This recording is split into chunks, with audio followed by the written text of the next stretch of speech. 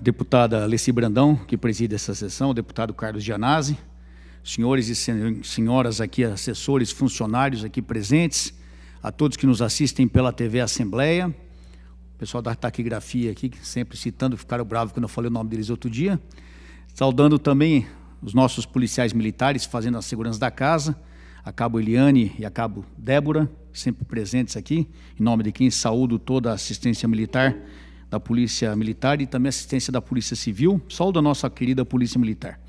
Senhora Presidente, eu queria hoje começar falando algumas lembranças para o dia 8 de novembro, que nós fazemos aí no nosso Facebook, já é uma propaganda também do Facebook, para quem quiser acessar nosso Facebook, é sempre bem-vindo. Então hoje, aqui nós estamos com algumas lembranças. Hoje, dia 8 de novembro, exatamente em 1934, morria o médico brasileiro Carlos Chagas. Carlos Chagas foi um médico muito famoso, que trabalhou forte no combate a várias doenças. E hoje, 8 de novembro, é o dia da morte dele, para que seja lembrado. A maioria dos brasileiros não lembra da nossa história, de pessoas que mudaram o nosso país. Mas Carlos Chagas foi uma dessas pessoas e vai aqui nossa homenagem. E também, podem puxar um pouquinho mais, o físico alemão, hoje no dia 8 de novembro de 1895, o físico alemão descobre o raio-x. Eu vou falar o nome dele que eu não lembro também, mas é uma descoberta muito importante para a medicina mundial. O nome é um nome difícil, hein? Vamos lá. William Conrad Röntgen. William Conrad Röntgen. Foi a primeira pessoa a observar os raios-x. E isso trouxe uma novidade para o mundo da medicina, que hoje é usado normalmente. Então, são pessoas que mudaram a nossa história. Quanto à segurança pública, eu vou falar um pouquinho hoje. Nós tivemos uma ocorrência muito grave em Frutal, onde foram mortos 2 suspeitos, parece que são os que praticaram crime. E também foi morta uma senhora, que durante a fuga os criminosos queriam roubar o carro dela. Ela estava com um filho no colo e os criminosos mataram essa senhora a tiros. Então, para ver o grau de violência do nosso país, a vida humana não vale mais nada. Mas, infelizmente, não é só no nosso país que acontece isso. Nos Estados Unidos também, eu estou com uma reportagem aqui de um policial morto, o sargento Ron Ellis. Foi um dos 13 mortos no ataque armado em um bar de Thousand Oaks, na Califórnia. 13 mortos, olha que absurdo. A senhora vê, é um país muito democrático, um país desenvolvido, mas acontecem essas loucuras também. O ser humano tem umas loucuras que a gente não entende, né? No oeste dos Estados Unidos, ele foi morto quando ele tentava impedir o atirador de matar mais pessoas. Ele mesmo sabendo que o atirador estava no local, atirando, esse policial, Ron Ellis, adentrou o local, enfrentando o atirador e acabou sendo morto nessa ação. Então ele era uma pessoa muito conhecida na cidade e recebeu aqui uma série de elogios.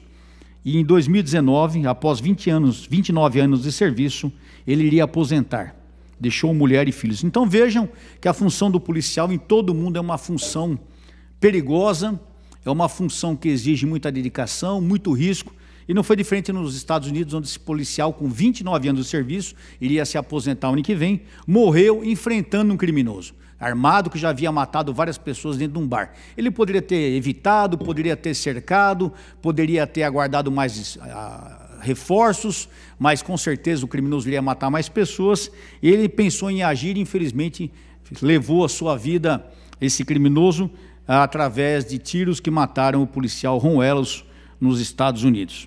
E finalmente, senhora Presidente, eu queria aqui lembrar uma coisa que hoje está nos jornais, muito triste para nós que batalhamos no campo político hoje, é a prisão de vários deputados da Assembleia Legislativa do Rio de Janeiro. Uma coisa, mostra aqui, por favor, Júnior, só para mostrar a matéria. Hoje no Rio de Janeiro foram presas várias pessoas, parlamentares, assessores, pode descer um pouquinho? Parlamentares, assessores foram presos lá no Rio de Janeiro numa operação contra a corrupção que impera naquele estado de uma maneira muito agressiva. Não só legisladores foram presos, mas assessores também. Para os senhores terem ideia, já tinha 3 pessoas presas, já tinha algumas pessoas presas. E desses que foram presos hoje, desses 13 que foram presos, vários haviam sido reeleitos. Então é interessante que mesmo com várias denúncias, vários problemas, essas pessoas conseguem ser reeleitas. É uma situação que tem que ser analisada com muita cautela, porque a partir do momento que eles assumem, aí começa a imunidade parlamentar e eles acabam se livrando das garras da lei. Um era diretor do Detran, o outro é ex-diretor. Olha, são cargos importantes, cargos que mexem diretamente na vida do cidadão, estão aí metidos em corrupção, corrupção brava. Secretários de Estado, vários foram...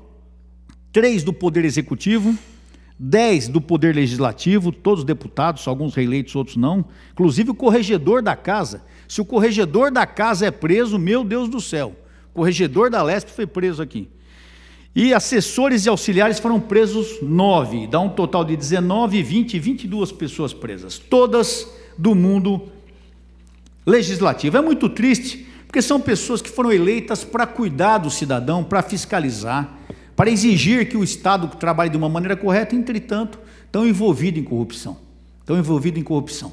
Parabenizo aqui a polícia pelo trabalho executado, a Polícia Federal, a Polícia Civil, que executou esse belo trabalho, a prisão desses criminosos, em sendo julgados, e se forem culpados, devem pagar o mal que fizeram. Porque muitas vezes a gente, como policial, a gente prende um ladrão na rua que roubou R$10, um ladrão que está armado, um ladrão que agride uma pessoa. Só que um bandido desse naipe, um político, alguém do Poder Executivo, um criminoso desse naipe, ele faz muito mais mal do que um bandido comum. Porque um bandido comum rouba 10, 100, 1.000, 10 mil.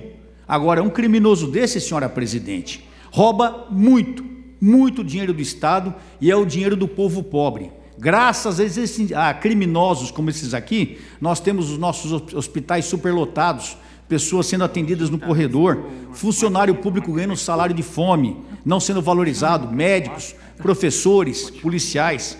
Então, parabéns à polícia pela prisão desses 22 criminosos. E que venham mais ações e vamos acabar com a corrupção no Brasil. Corrupto, bandido, tem que ir para a cadeia. Muito obrigado, senhora presidente.